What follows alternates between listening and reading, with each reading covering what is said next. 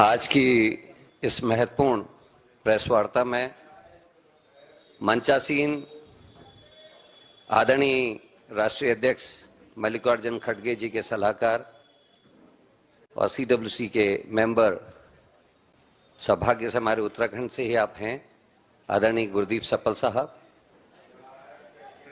इस प्रेस वार्ता में हमारे बीच में आदरणीय यशपाल आर्या जी, जो हमारे सीएलपी साहब हैं।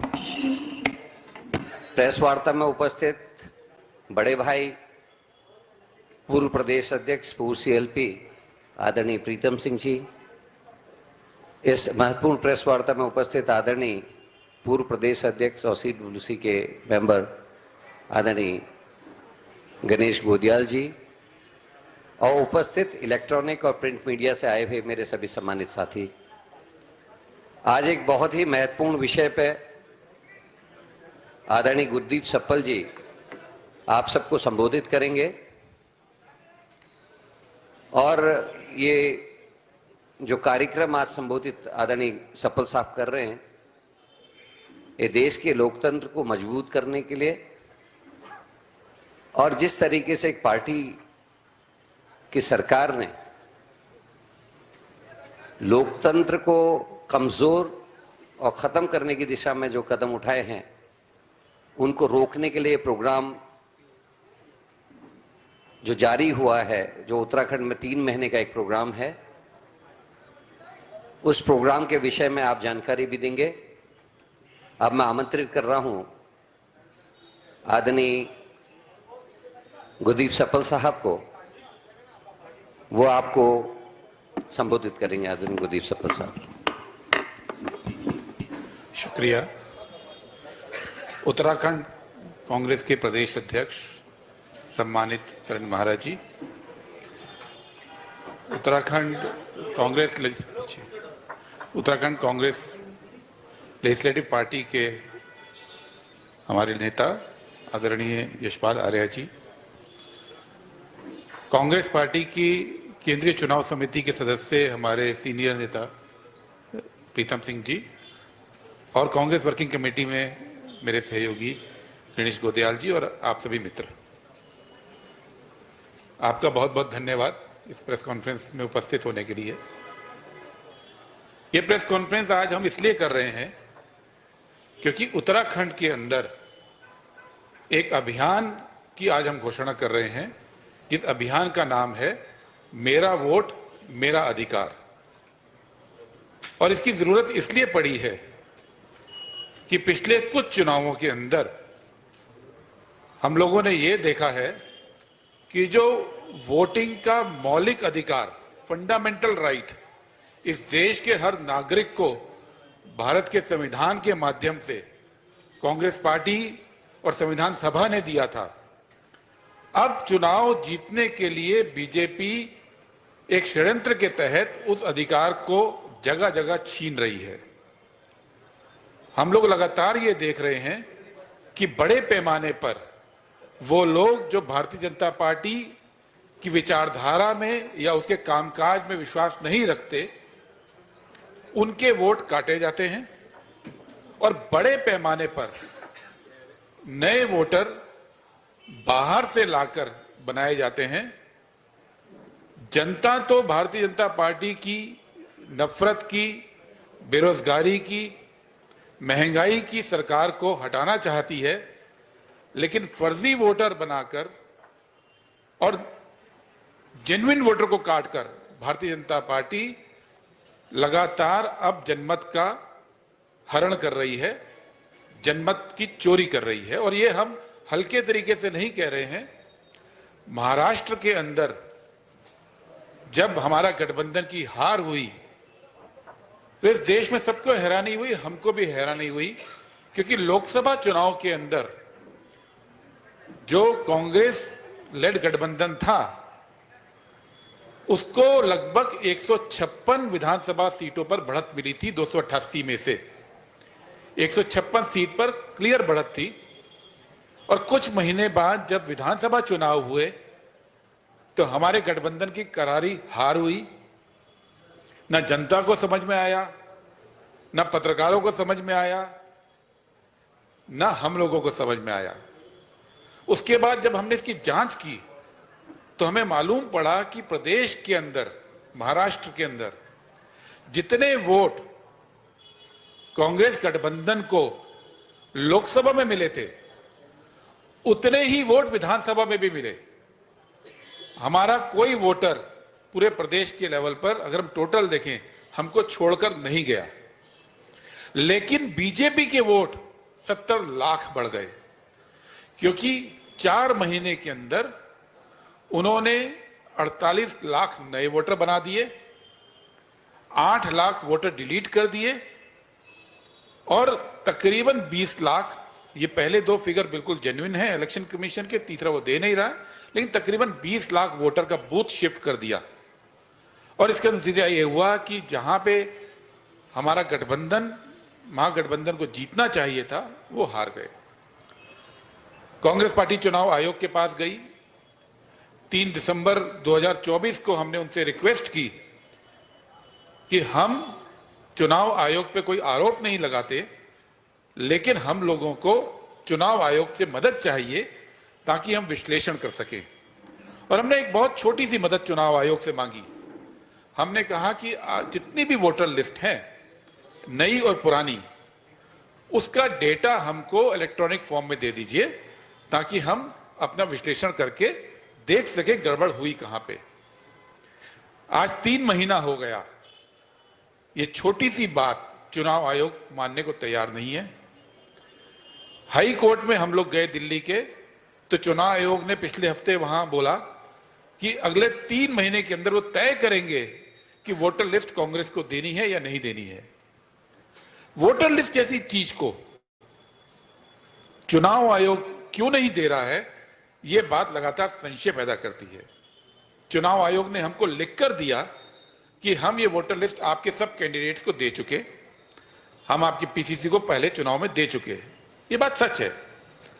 हमारा केवल इतना कहना है कि जब वो आप एक बार दे चुके, आप दोबारा एक साथ दीजिए, क्योंकि जो वोटर लिस्ट प्रत्याशी के पास आती है, वो प्रत्याशी उनको बूथ में बांट देते हैं, और बूथ में बांटने के बाद कोई भी पार्टी उसको दोबारा वापस कलेक्ट नहीं करती, क्योंकि उसकी जरूरत नहीं होती है। तो कोई भी पार्टी कई महीने बाद अपने सब बूथ एजेंट के पास जाके वोटर लिस्ट इकट्ठी नहीं कर सकती। इसलिए हमने मांगा, लेकिन चुनाव आयोग ये जानकारी देने को तैयार नहीं है। इसलिए लोकतंत्र को बचाने की खातिर अब हम लोगों ने सीधे जनता में जाने का फैसला किया है। हम लोग जनता के बीच में जाकर ये ध्यान देना चाहते हैं कि जिनके वोट काटे गए हैं, वो वोट क्यों कटे हैं।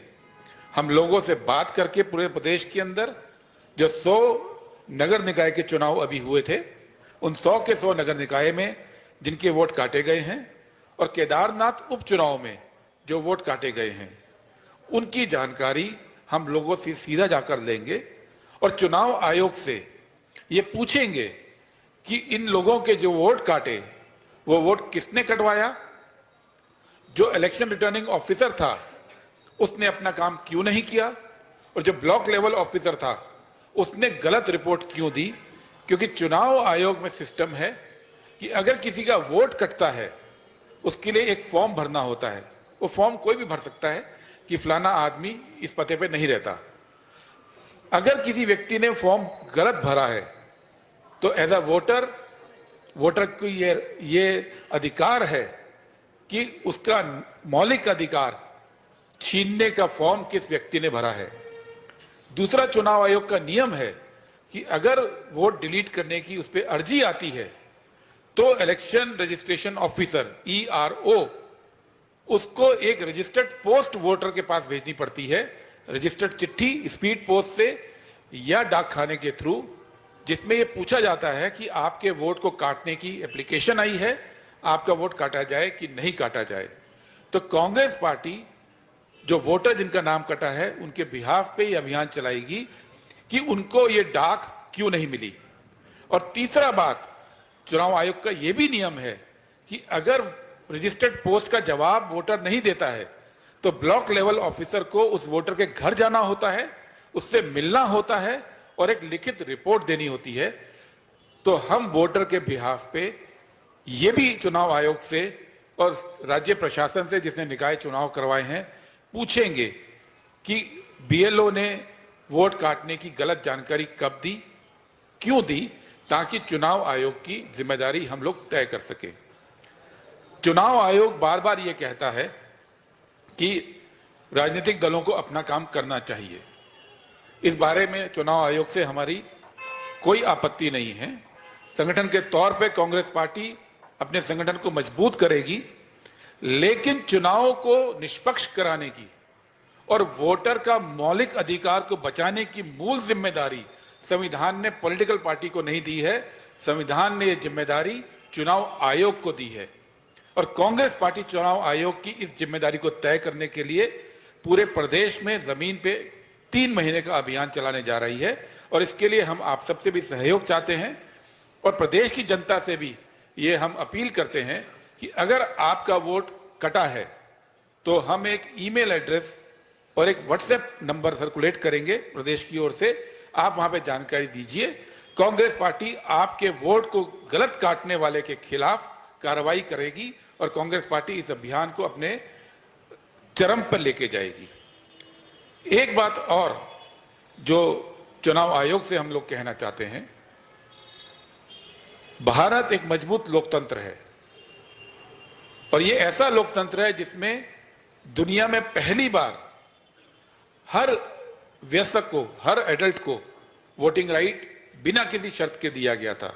यह हमारी बहुत बड़ी उपलब्धि है भारत की, संविधान सभा की, जवाहरलाल नेहरू जी की, बाबा साहब अंबेडकर की और महात्मा गांधी जिन्होंने सबसे पहले इसकी बात की थी कि हर व्यक्ति के पास एक वोट होगा और वो बराबर का वोट होगा।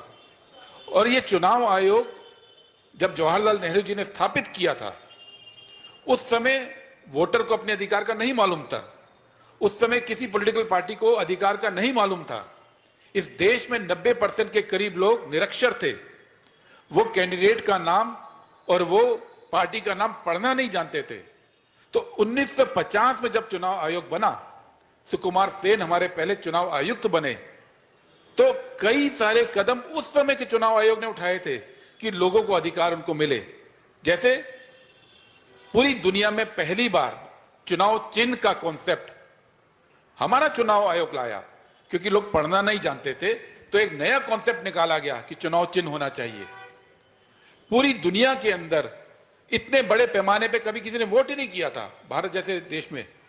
तो ये वोट आदमी बार बार ना करे, तो चुनाव आयोग ने ब्रेनस्टॉर्मिंग करके एक नया फॉर्मूला निकाला, एक नई तरह की इंक इजाद करवाई CSIR से, जो इंक आज भी इस्तेमाल होती है। ये काम चुनाव आयोग ने किया। उस जमाने में जब गाड़ियां नहीं थी, जब ट्रेनें कम थी, सड़कें नहीं थी, 2,20,000 चुनाव आयोग ने बूथ बनाए। 2,20,000 बूथ पे चुनाव भारत का पहला हुआ। तब कोई पॉलिटिकल पार्टी को यह नहीं कहा गया था कि तुम कमजोर हो, लोकतंत्र में तुम अपनी मेहनत करो। यह परंपरा चुनाव आयोग की है कि एक निरक्षर देश में, एक गरीब देश में, जो देश तब आजाद हुआ था, एक नए ढंग का चुनाव दुनिया में इस चुनाव आयोग ने कराया था। और उस चुनाव आयोग की जिम्मेदारी आज हम मानते हैं कि अगर कोई पार्टी सत्ता में रहकर जनमत को चुरा रही है, अगर कोई पार्टी सत्ता में रहकर हमारे वोटर का मौलिक अधिकार छीन रही है, तो चुनाव आयोग की जिम्मेदारी है उस पर काम करने की। चुनाव आयोग की जिम्मेदारी है कि वो अपने संविधान में दिए हुए जो अधिकार हैं उसका इस्तेमाल करें। और ये कांग्रेस पार्टी का अभियान है कि अगर चुनाव आयोग वो जिम्मेदारी नहीं ले रहा है तो हम जनता के बीच में जाकर आंदोलन करके चुनाव आयोग को मजबूर करेंगे कि आने वाले चुनावों के अंदर कोई सरकारी तंत्र, कोई पॉलिटिकल पार्टी ये हिम्मत ना कर सके कि वो षड्यंत्र करके किसी भी वोटर का वोट चुराने का या उसका मौलिक अधिकार छीनने का दुस्साहस करे। इसलिए कांग्रेस पार्टी उत्तराखंड के अंदर ये पहल कर रही है। हम 2 राज्यों के अंदर इसको करने जा रहे हैं, एक उत्तराखंड और एक महाराष्ट्र।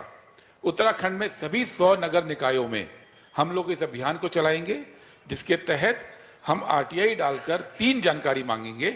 एक जानकारी कि वोट काटने की एप्लीकेशन किस व्यक्ति ने दी, दूसरी जानकारी रजिस्ट्री जो पोस्ट है वो ERO ने कब भेजी, और तीसरी जानकारी बीएलओ ने वोटर को कब मुलाकात की और क्या रिपोर्ट दी, ये हर उस वोटर का अधिकार है जिसका वोट इस प्रदेश में काटा गया है। और ये आरटीआई के लिए साथ साथ हम जमीन पर धरना प्रदर्शन का भी एक प्रोग्राम लेकर आ रहे हैं, जो आने वाले दिनों में कांग्रेस अध्यक्ष सीएलपी साहब और हमारे बाकी लीडर आपके सामने रखेंगे। और दूसरा, 3 नगर निगम जिसमें हल्द्वानी है, जिसमें कोटद्वार है, जिसमें पिथौरागढ़ है, और एक विधानसभा क्षेत्र केदारनाथ, वहां पे हम घर घर जाएंगे पूरे कॉन्स्टिट्यूएंसी के अंदर, और जितने लोगों का वोट कटा है उनसे मुलाकात करेंगे, और जितने नए वोटर बनाए गए उनकी जांच करेंगे कि कितने जेन्युइन वोटर हैं, कितने फर्जी वोटर हैं। मैं एक आंकड़ा आप लोगों को देना चाहता हूं उत्तराखंड का। पिछले साल 3 उपचुनाव हुए, हम लोग बद्रीनाथ जीते, हम लोग मंगलोर जीते, लेकिन हम लोग केदारनाथ हारे। केदारनाथ का कुछ आंकड़ा आपके सामने मैं रखना चाहता हूं। केदारनाथ में कांग्रेस पार्टी का वोट शेयर 12,000 से 18,000 हुआ। कुल हमारा वोट 52% बढ़ा। और पिछले 15-20 साल में ऐसा कोई चुनाव नहीं है जहां पे पहले, दूसरे, तीसरे नंबर पे आने वाली पार्टी का वोट 50% बढ़ जाए और वो पार्टी चुनाव हार जाए। ये पहली बार हुआ है कि वोट 18,000 हुआ 12,000 से, लेकिन हम चुनाव हारे। उसका एक कारण था, हम चुनाव हारे 4,995 के करीब वोट से, और बीजेपी ने 4,678 वोट वहां पे काट दिए और 8,693 नए वोट बनाए। लोकसभा के बाद विधानसभा के बीच में 6 महीने का समय था उपचुनाव के बीच में, और उपचुनाव के बीच में 6 महीने के अंदर यह कैसे संभव है कि 10%, 9.34% नया वोटर मिल गया और 5% वोट काट दिए गए।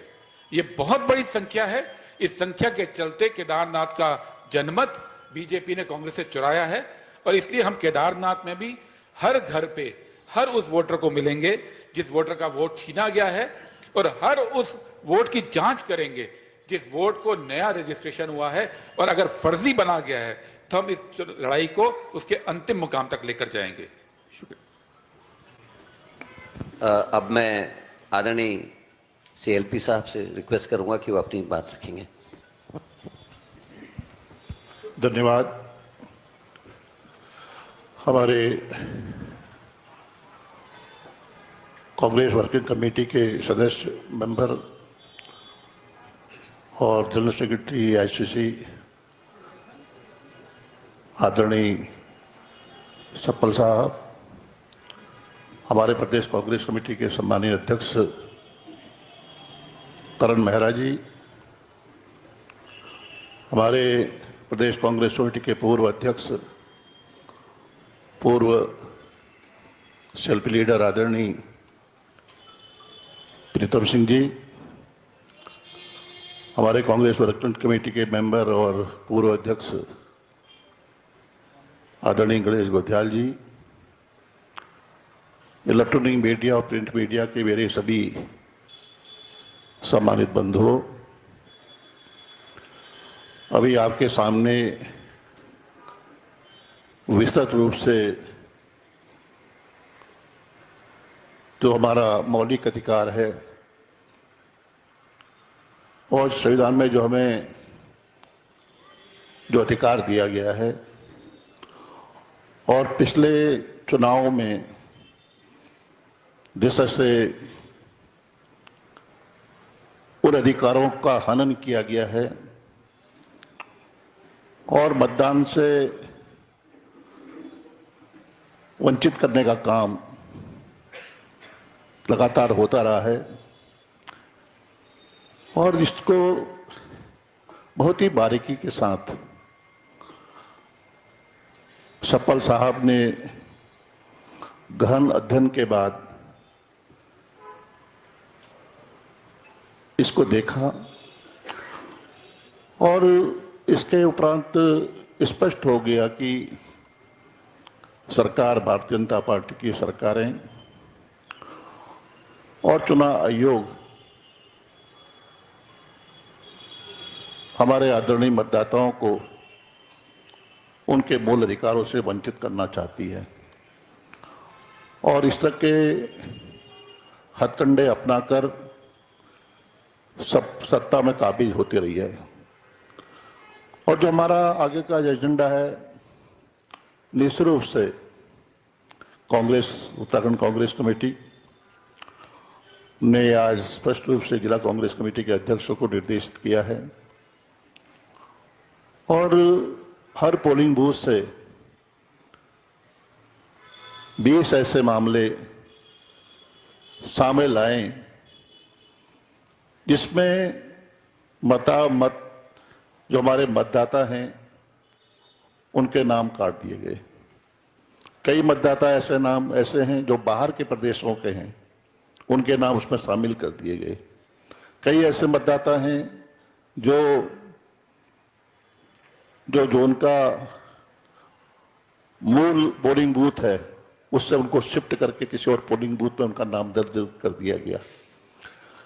तो इसको कांग्रेस पूरी बारीकी से इसकी छानबीन करेगी और मेरा कहना है कि लोकतंत्र में, जनतंत्र में इस तरह से भारतीय जनता पार्टी ने मताधिकार से वंचित कर सत्ता में आने के लिए ये खेल खेला है। हम जनता के बीच में जनता को भी बताना चाहते हैं कि भारतीय जनता पार्टी किस तरह से सत्ता में काबिज होने के लिए अपने सरकारी मशीनरी का और चुनाव आयोग भी कहीं न कहीं इसमें संलिप्त सा दिखाई देता है।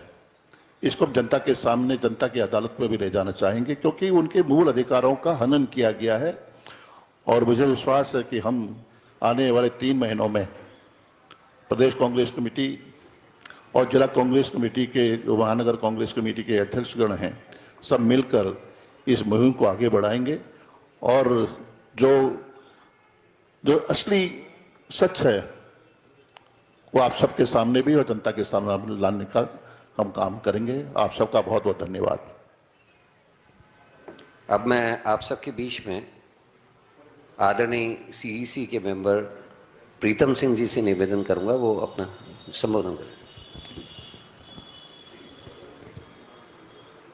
आदरणीय सप्पल साहब, प्रदेश कांग्रेस कमेटी के सम्मानित अध्यक्ष जी, नेता प्रतिपक्ष सम्मानित आर्या जी, पूर्व प्रदेश कांग्रेस कमेटी के अध्यक्ष मेरे बहुत ही सम्मानित साथी गणेश पुदियाल जी, प्रेस के मेरे सम्मानित साथियों, अभी सप्पल साहब ने, आर्या जी ने बड़े विस्तार से देश के लोकतंत्र पर जो लगातार हमला हो रहा है और मतदाताओं से उनके मत का अधिकार छीन करके सत्ता हासिल करने का जो प्रयास किया जा रहा है उसके बारे में अपनी अपनी बातें कही। उन तमाम बातों से अपने आप को शपथ करता हूँ। साथियों, अभी जिला और महानगर अध्यक्षों की एक बैठक आहूत की गई और जिसमें उनको ये दायित्व दिया गया है कि हमारे सम्मानित अध्यक्ष गण पूरे प्रदेश के अंदर और ख़ास तौर से केदारनाथ का उपचुनाव और नगर निकाय के जो चुनाव हुए हैं, इन चुनाव में बड़ी संख्या में मतदाताओं के नाम काटे गए हैं और कई मतदाताओं का मतदान केंद्र भी बदलने का काम किया गया है। तो इस तरीके का जो कुत्सित प्रयास चुनाव आयोग और सरकार के इशारे पर हुआ है, उससे पर्दा उठाने की आवश्यकता है। सप्पल साहब ने अभी कहा केदारनाथ के परिप्रेक्ष्य में हम बद्रीनाथ भी जीते, मंगलौर भी जीते, लेकिन केदारनाथ जीतने के लिए सरकार ने जो कार्य किया वो आंकड़े भी आपके सामने प्रस्तुत किए गए और केदारनाथ उपचुनाव में आपने और हमने देखा कि किस तरीके से सरकारी मशीनरी का खुलेआम दुरुपयोग हो गया और सरकारी मशीनरी के साथ साथ चुनाव आयोग के संरक्षण में केदारनाथ उपचुनाव जीतने का काम सत्ता में बैठे हुए लोगों ने किया है।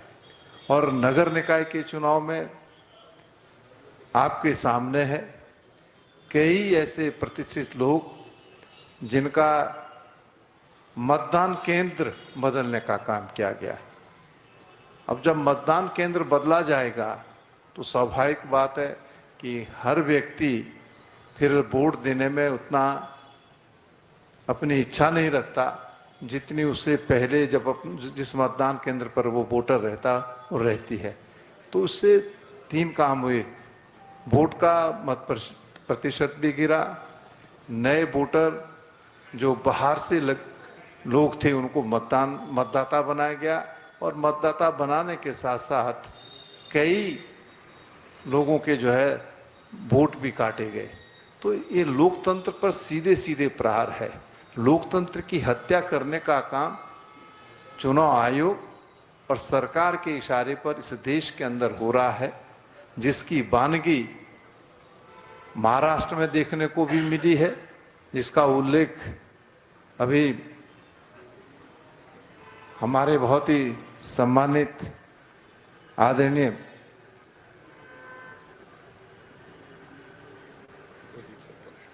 सप्पल साहब ने किया। मैं थोड़ा हो जाता है कई बार, सप्पल साहब ने भी किया कि हम 156 सीटों में लोकसभा के चुनाव में जीते और उसके बाद जब विधानसभा का चुनाव हुआ तो हमारी करारी शिकस्त हुई।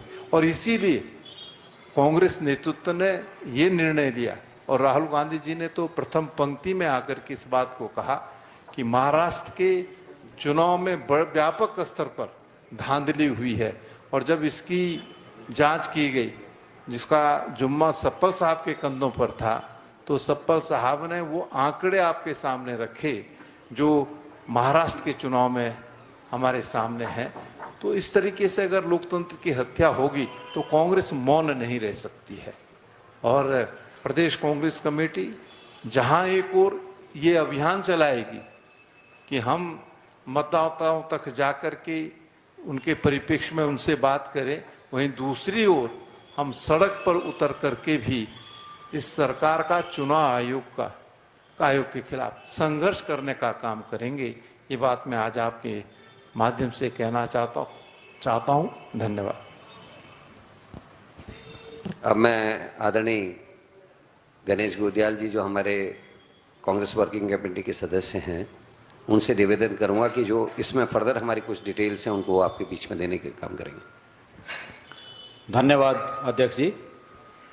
हमारे बीच हमारे बहुत ही आदरणीय, जो कि आप सब जानते हैं कि हमारे राष्ट्रीय अध्यक्ष जी के साथ मिलकर राष्ट्रीय स्तर पर पार्टी को अपनी सेवाएं दे रहे हैं और आज विशेष रूप से बहुत ही इम्पोर्टेंट जो यहाँ पर प्रेस वार्ता उन्होंने की, आदरणीय सप्पल जी, हमारे प्रदेश के माननीय अध्यक्ष करण मेहरा जी, आदरणीय नेता प्रतिपक्ष श्री यशपाल आर्य जी, आदरणीय हमारे नेता और पूर्व सीएलपी पूर्व अध्यक्ष वर्तमान में सीईसी के मेंबर बड़े भाई प्रीतम सिंह जी और उपस्थित पत्रकार साथियों, अधिकांश बातें आप लोगों के संज्ञान में आ चुकी हैं। बहुत महत्वपूर्ण ये बैठक, एक प्रेस कॉन्फ्रेंस है, इसके पहले एक बैठक हुई। मैं जिन तथ्यों का जिक्र आदरणीय अध्यक्ष जी ने किया उनको बताऊं उससे पहले मैं आप सबको इस बात को कहने में मुझे बड़ी खुशी हो रही है कि 2027 के आने वाले उत्तराखंड के इलेक्शन के मद्देनज़र कांग्रेस हाईकमान का ये नज़रिया हमारे लिए बहुत महत्वपूर्ण है कि कांग्रेस हाईकमान ने उत्तराखंड को इस जांच अभियान में नंबर 1 पर रखा हुआ है। ये हमारे लिए बहुत महत्वपूर्ण है। मैं उम्मीद करूंगा कि आप लोगों की हेडलाइंस इस प्रेस वार्ता के तहत कल इस रूप में अगर सामने आए कि कांग्रेस ने उत्तराखंड को महत्वपूर्ण स्टेट मानते हुए 2027 की लड़ाई के लिए कमर कस दिया है, तो मैं आपका आभारी रहूंगा और निश्चित रूप में ये लाइन इस प्रदेश की जनता के हित में होगी। ये बहुत ही महत्वपूर्ण है कि हमारी पार्टी के हाईकमान ने भारतीय जनता पार्टी की इस तथाकथित, जिसका जिक्र अभी सब लोगों ने किया, इस चोरी को बहुत तरीके से पकड़ा है, प्रूफ के साथ पकड़ा है। हम इसके लिए प्रमाण जुटाएंगे, जनता की अदालत में भी जाएंगे और आवश्यकता पड़ी तो सभी जगह जहां तक इसका प्रतिकार हो सके वहां तक उनकी इस कोशिश का प्रतिकार करेंगे। जिस कार्यक्रम की घोषणा यहां पर आदरणीय सप्पल जी ने की, उस कार्यक्रम को प्रभावी बनाने के लिए हमारे तमाम जिलाध्यक्षों के साथ आज आपकी बैठक हुई। हम सब लोग उस बैठक में शामिल थे और इस कार्यक्रम को और प्रभावी बनाया जा सके, आने वाले 20, 21, 22 तारीख को हम सब लोग हमारे हाईकमान के निर्देश पर ट्रेनिंग प्रोग्राम आयोजित करेंगे, जिसमें कि उम्मीद करता हूं कि सचिन राव जी उस ट्रेनिंग प्रोग्राम में आएंगे और इस कवायद को अंजाम तक कैसे पहुंचाना है, कहां कहां तकनीकी रूप में क्या क्या जानकारियां आवश्यक हैं, उनका पूरा एक डिटेल बनाकर प्रत्येक जिलाध्यक्ष को पार्टी के प्रत्येक अधिकारी तक पहुंचाया जाएगा। और साथ साथ में अन्य बातें भी जो कि उन हमारे पदाधिकारियों को और कांग्रेस के कार्यकर्ताओं को और प्रभावी तरीके से काम करने के लिए सहयोगी हो सकें, वो तमाम ट्रेनिंग है उस ट्रेनिंग प्रोग्राम में दी जाएंगी। तो एक ट्रेनिंग प्रोग्राम आयोजित किया जाएगा।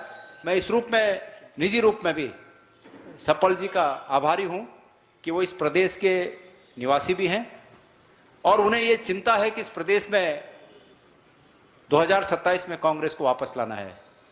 मैं उनके इस डेडिकेशन से, मेरी ऊर्जा में, हम सब की ऊर्जा में, जो हम लोग बैठे हैं और हमारे साथ साथ जो अन्य लोग इस प्रोग्राम को, इस चीज़ को देख रहे होंगे, उन सब की ऊर्जा में गुणात्मक इजाफा हुआ है। ये जानकर बहुत खुशी होती है कि कांग्रेस हाईकमान ने कमर कस ली है कि 2027 में उत्तराखंड से जीत हासिल करते हुए हम देश में जीत हासिल करेंगे। आप सब लोगों का बहुत बहुत धन्यवाद। अब आप लोगों की तरफ से अगर कोई भी क्वेश्चंस हैं तो we are ready for that.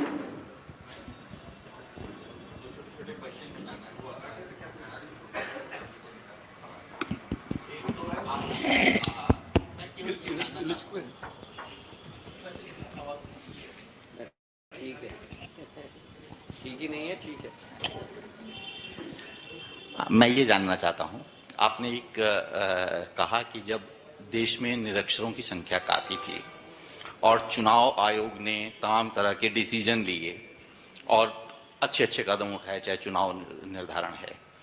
अब जब देश की जो साक्षरता है वो 70% से औसत अधिक हो गई, 75% से औसत अधिक हो गई है, और उस समय जो मतदान या मत प्रतिशत या मत रुझान या परिणाम सामने आ रहे हैं और आयोग उस वक्त जो निर्णय दे रहा है, तो वो अविश्वास आप मतदाता पर कर रहे हैं, आयोग पर कर रहे हैं। एक बात, क्योंकि संवैधानिक व्यवस्था आप ही की बनाई हुई, आपकी सरकार के जब प्रारंभिक दौर है वो है। तो मैं एक ये जानना चाहता हूं कि ये जो अविश्वास है, ये अविश्वास क्या, हम एक तरफ हम कहते हैं कि भारतीय लोकतंत्र बहुत मजबूत हो रहा है, दूसरी तरफ हम पूरे विश्व में एक मैसेज ये देना चाहते हैं, तो क्या सांगठनिक स्तर पर कांग्रेस की अपनी भी कुछ खामियां हैं जिनकी वजह से वो ये नहीं पहचान कर पा रही पूरे देश भर में कि वोटर लिस्ट में कहां कटौती हो रही है, तो उसे जब जिस टाइम पर आवाज उठानी चाहिए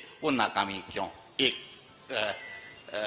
एक तो मेरा ये सवाल है। इसका जवाब दूसरा सवाल भी मैं, छोटा सवाल इसी से जुड़ा हुआ है, वो मैं ये जानना चाहता हूं कि अभी आपने तमाम उपचुनाव के नतीजों का, नगर निकाय के चुनाव का आपने वो किया, तो क्या आपका जो एनालिसिस है, जो विश्लेषण आपने किया, वो विश्लेषण यही है, एकमात्र विश्लेषण यही है कि जो मतदाता सूचियों में गड़बड़ी थी वही आपके हार का कारण है? क्या कांग्रेस के पास इनकी कोई और भी वजह है कि हार के और क्या कारण हो सकते हैं? धन्यवाद। पहली बात तो स्पष्ट कर दें कि कांग्रेस पार्टी ना तो चुनाव आयोग पर, ना चुनाव प्रक्रिया पर, ना मतदाता पर कोई अविश्वास दिखा रही है। नेता विपक्ष लोकसभा में और कांग्रेस पार्टी के पूर्व अध्यक्ष राहुल गांधी जी ने लोकसभा में इस बात को उठाया और पूरे जोर तरीके से ये उठाया कि हम लोग विधिवत रूप से कई बार चुनाव आयोग के पास गए प्रतिनिधिमंडल लेकर, मैं खुद हर एक डेलीगेशन का हिस्सा रहा। हम चुनाव आयोग से मांग क्या रहे हैं? हम केवल एक चीज मांग रहे हैं कि हमको आप वोटर लिस्ट इलेक्ट्रॉनिक फॉर्म में एक जगह दे दीजिए। ये इतनी बड़ी डिमांड तो नहीं है जिसको कि ना माना जा सके। एक पॉलिटिकल पार्टी जिसने इस देश के ऊपर करीब 50 साल तक सत्ता हमारे पास रही, 21 करोड़ भारतवासियों ने पिछले लोकसभा चुनाव में हमको वोट दिया। अगर वो पॉलिटिकल पार्टी केवल इतनी सी मांग कर रही है कि वोटर लिस्ट दे दी जाए, उसमें चुनाव आयोग अड़ंगे क्यों लगा रहा है, इसका जवाब किसी के पास नहीं है। राहुल जी ने जब सदन में उठाया तो सरकार चुप रही। इसलिए हम अब जनता के बीच में जाकर सबूत इकट्ठा करने का फैसला किया हम लोगों ने, क्योंकि अगर इस देश में कोई संस्था या कोई पॉलिटिकल पार्टी लोकतंत्र को कमजोर करने की कोशिश करेगी तो कांग्रेस पार्टी जनता के बीच में जाकर अभियान खड़ा कर कर उसको बचाएगी। ये लोकतंत्र के प्रति हमारी कमिटमेंट का सबूत है, ये हमारे अविश्वास का सबूत नहीं है। अभी आपने कहा कि हम वोटर लिस्ट पे काम क्यों नहीं करते। देहरादून के अंदर अभी नगर निगम के चुनाव हुए थे। अगस्त में वोटर लिस्ट जारी हुई। अगस्त की वोटर लिस्ट में लगभग 96,000 वोट कटे थे। उसके बाद दिसंबर में चुनाव आयोग ने कैंप लगाए और वोटर लिस्ट में जो 7,22,000 से बढ़कर 8,16,000 हो गए, वो रेस्टोर हो गए, क्योंकि पॉलिटिकल पार्टियों ने, वार्ड मेंबरों ने, जो लोग चुनाव लड़ना चाहते थे, उन सब ने इस पे काम किया और वोटर लिस्ट में दोबारा से 93,000 लोग जुड़ गए। लेकिन वो पोलिंग के 2 दिन पहले जो देहरादून नगर निगम की वोटर लिस्ट आई, उसमें 32,000 नाम और कट गए थे।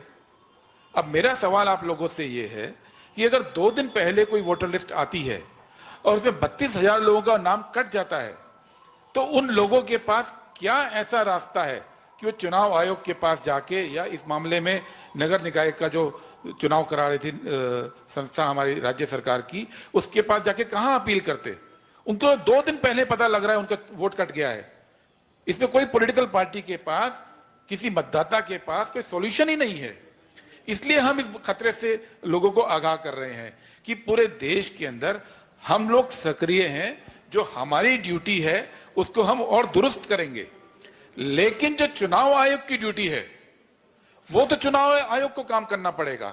कांग्रेस पार्टी बड़ी पार्टी है, मान लिया, हम करेंगे। इस देश में अधिकार तो एक निर्दलीय को भी चुनाव लड़ने का है। उस निर्दलीय के पास तो सारे बीएलए नहीं होंगे, हर बूथ पे आदमी नहीं होगा, छोटी पार्टियां भी चुनाव लड़ती हैं, तो उनके अधिकारों की रक्षा कौन करेगा? क्या हम ये कह रहे हैं कि जब तक हर एक पार्टी भारतीय जनता पार्टी के मुकाबले संगठन तैयार नहीं कर लेगी, तब तक इस देश में लेवल प्लेइंग फील्ड चुनाव आयोग तैयार नहीं करेगा? क्या हम ये लोकतंत्र की व्याख्या कर रहे हैं कि सारी पार्टियां पहले भारतीय जनता पार्टी के मुकाबले खड़ी हो जाएं संगठन के रूप में, उसके बाद चुनाव आयोग जो है लेवल प्लेइंग फील्ड दे देगा? ये तो लोकतंत्र की नहीं है। लोकतंत्र ये कहता है कि एक निर्दलीय भी अगर चुनाव लड़ेगा उसको भी लेवल प्लेइंग फील्ड मिलना चाहिए, और ये जिम्मेदारी चुनाव आयोग की है। यही बात राहुल जी ने लोकसभा में कही है, यही बात राहुल जी ने अपनी प्रेस कॉन्फ्रेंस में कही है, और इसीलिए हमने राष्ट्रीय स्तर पे एक टीम बनाई है, ईगल टीम, जो अब हर रोज इस इशू पे काम कर रही है। और उत्तराखंड में भी हमने 3 सदस्यीय टीम बनाई है, जो इस टीम इस पूरे अभियान को लोगों के बीच कैसे ले जाना है और लोगों के अधिकार की रक्षा कैसे करनी है, उस पर काम करेगी।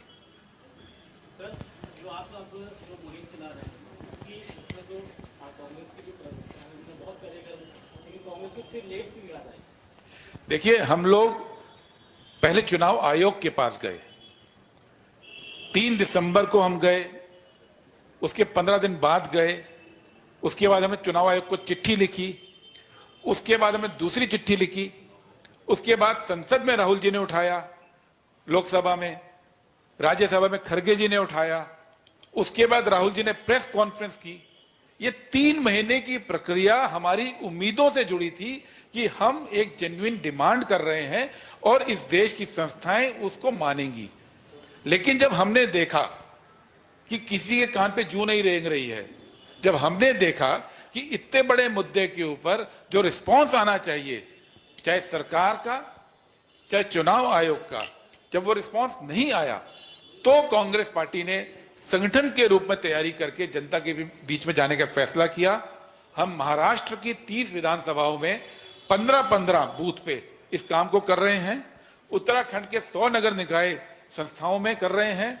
3 नगर निगम और एक केदारनाथ उपचुनाव की जो कॉन्स्टिट्यूएंसी है, वहां पे हम इस काम को कर रहे हैं।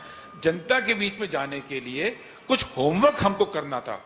हम लोग इस लड़ाई को ना तो हल्के ढंग से लड़ना चाहते हैं, ना हम इस लड़ाई को बिना किसी आधार के लड़ना चाहते हैं। तो 3 महीने का वक्त हमको इसकी तैयारी में लगा है और इस तैयारी के बाद अब उत्तराखंड और महाराष्ट्र में इस अभियान को शुरू कर रहे हैं। उत्तराखंड में हमने इसका नाम मेरा वोट मेरा अधिकार अभियान दिया है। हेलो, बिल्कुल, महाराष्ट्र में जो कांग्रेस पार्टी की टीम ने जो विश्लेषण किया है, उसमें बड़े पैमाने पर हमको ये देखने में मिला है कि नए जो वोटर बनाए गए थे, एक एक नाम, सेम उम्र, सेम पिता का नाम और 8 वोट अलग अलग जगह पे, 8 बूथ पे। ये कैसे हुआ? अभी कल 2 दिन पहले तृणमूल कांग्रेस ने, ममता बनर्जी जी ने बयान दिया था, उन्होंने पूरी लिस्ट निकाली कि same voter ID, EPIC number के 2 अलग अलग वोट देश के अलग अलग हिस्सों में हैं। ये कैसे हुआ?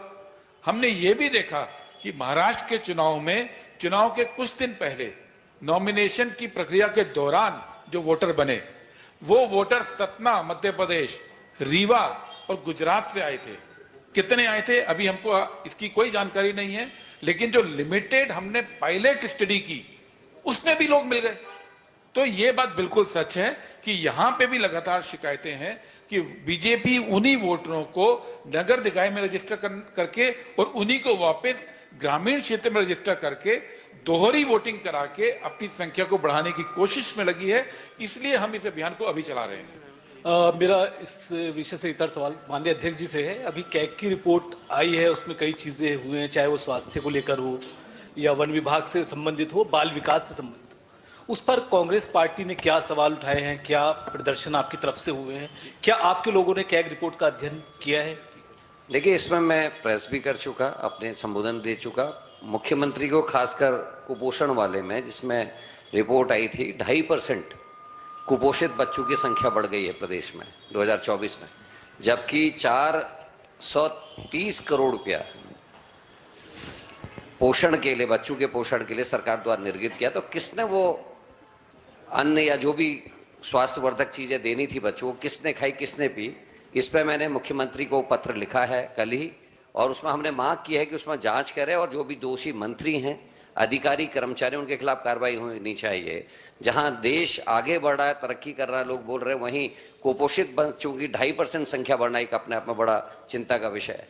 दूसरा, कैंपा जैसे फील्ड में, जिसमें हम अन्य संस्थाओं से पैसा उधार लेके प्रदेश में काम करते हैं, उसका बहुत बड़ा अमाउंट जो है लैपटॉप इत्यादि खरीदने में सरकार ने खर्च किया। उसमें ऑलरेडी हम लोग पत्राचार भी कर रहे हैं। मैंने प्रेस के अपने साथियों से इसको संबोधित भी किया, मैंने अपना पत्र भी जारी किया है, और इन सारे विषयों में मुख्यमंत्री के पत्र का भी इंतजार है, और हम लोग इसको हर स्तर पर उठा रहे हैं, सोशल मीडिया से लेकर सब तक, ताकि जनता तक ये बात पहुंचे।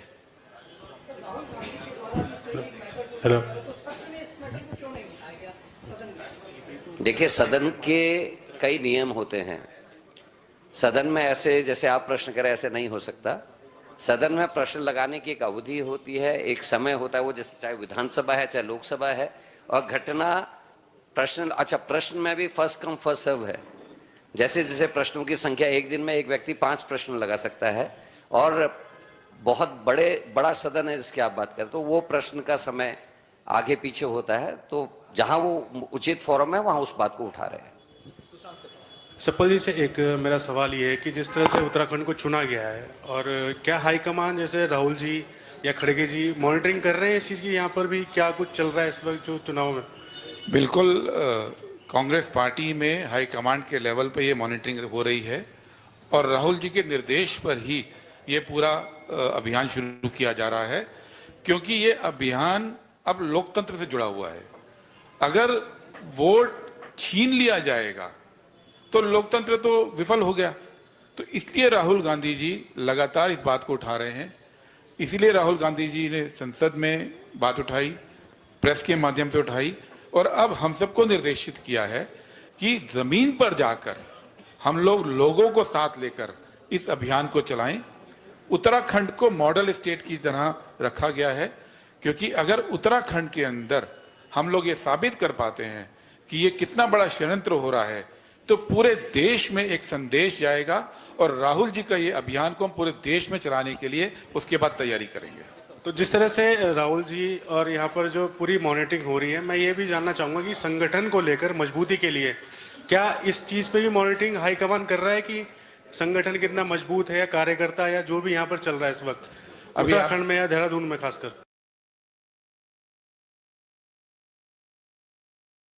अभी 2 दिन पहले दिल्ली के अंदर हमारे उत्तराखंड के सभी वरिष्ठ नेता इस बार में बैठ के बातचीत की थी, सबने सब एक मत थे।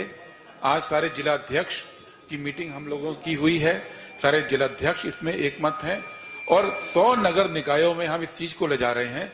तो ये संगठन को पूरी तरह से साथ लेकर और हमारे जितने भी वरिष्ठ नेता हैं प्रदेश के अंदर, उत्तराखंड उन प्रदेशों में से एक प्रदेश है जहां पे वर्किंग कमेटी में लोग हैं उत्तराखंड से, हम लोग जहां पे केंद्रीय चुनाव समिति में उत्तराखंड से लीडर हैं, हमारे काजी साहब दिल्ली के प्रभारी हैं।